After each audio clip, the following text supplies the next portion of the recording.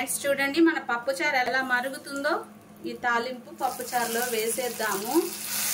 పప్పుచారు ఎంత మరిగితే అంత రుచి వస్తుంది ఫ్రెండ్స్. పప్పుచారు చేసుకుందాము. 1 కప్పు కందిపప్పు శుభ్రంగా కడిగి ఉడకబెడదాము. చిన్న నిమ్మకాయ సైజ్ అంత చింతపండు శుభ్రంగా కడిగి నానబెట్టుకుందాము. ఈ కందిపప్పు అయితే ముందుగా శుభ్రంగా కడుక్కుందాము. ముందుగా అయితే 1/2 స్పూన్ పసుపు వేద్దాము. 1 స్పూన్ ఆయిల్ వేద్దాము. ఈ కందిపప్పుని శుభ్రంగా మెత్తగా ఉడికించుకుందాము. కందిపప్పు ఉడుకుతుంది ఫ్రెండ్స్, పొంగి పైకి వస్తుంది. ఈ టైంలో ఒలిచిన వెల్లుల్లిపాయలు 5 రేకలు వేద్దాము. కరివేపాకు వేద్దాము. మూత పెట్టి మెత్తగా ఉడికించుకుందాము. ఫ్రెండ్స్ మన పప్పు అయితే బాగా ఉడుకుతుంది చూడొచ్చు. ఇప్పుడు మనం ఇందులో ఆనియన్స్, పచ్చిమిర్చి వేసేద్దాము. ఒకసారి కలిపి ఒకసారి మూత తీసి చూద్దాము మన పప్పు ఎలా ఉడుకుతుందో. నీట్గా ఉడుకుతుంది ఫ్రెండ్స్. ఇప్పుడైతే మనం కట్ చేసిన టమాటా ముక్కలు వేసేద్దాము. ఒకసారి కలిపేద్దాము. పప్పు అయితే 80% ఉడికింది. ఇంకొద్దిసేపు ఉడికితే పప్పు ఉడికిపోతుంది.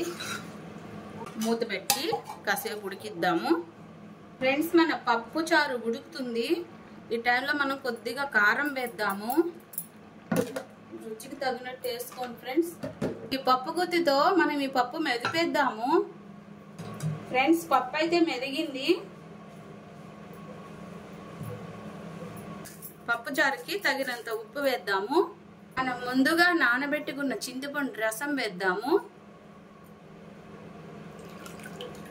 పప్పుచారుకి తగినన్ని నీళ్లు వేద్దాము. పప్పుచారుకి తాలింపు వేద్దాము. ఫ్రెండ్స్ చూడండి మన పప్పుచారు ఎలా మరుగుతుందో. ఇలా మరగాలి ఫ్రెండ్స్. ఈ నురుగు వస్తుంది కదా, ఈ నురుగులు ఆరిపోయే వరకు మరిగించుకుందాం. ఫ్రెండ్స్ ఈ పప్పుచారుకి మనం ఇప్పుడు తాలింపు వేద్దాము. పప్పుచారు ఎంత మరిగితే అంత taste friends. 2 table spoon oil వేద్దాము. తాలింపు గింజలు వేద్దాము. కరివేపాకు వేద్దాము. ఇప్పుడు ఈ తాలింపు పప్పుచారులో వేసేద్దాము. ఎలా మరుగుతుందో ఈ తాలింపు పప్పుచారులో వేసేద్దాము.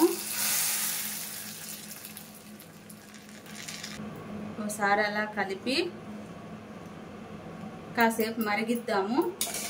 పప్పుచారు ఎంత మరిగితే అంత రుచి వస్తుంది ఫ్రెండ్స్. ఫ్రెండ్స్ ఈ పప్పుచారు అయితే రెడీ అయ్యింది. లైక్ చేయండి, షేర్ చేయండి, సబ్స్క్రైబ్ చేయండి.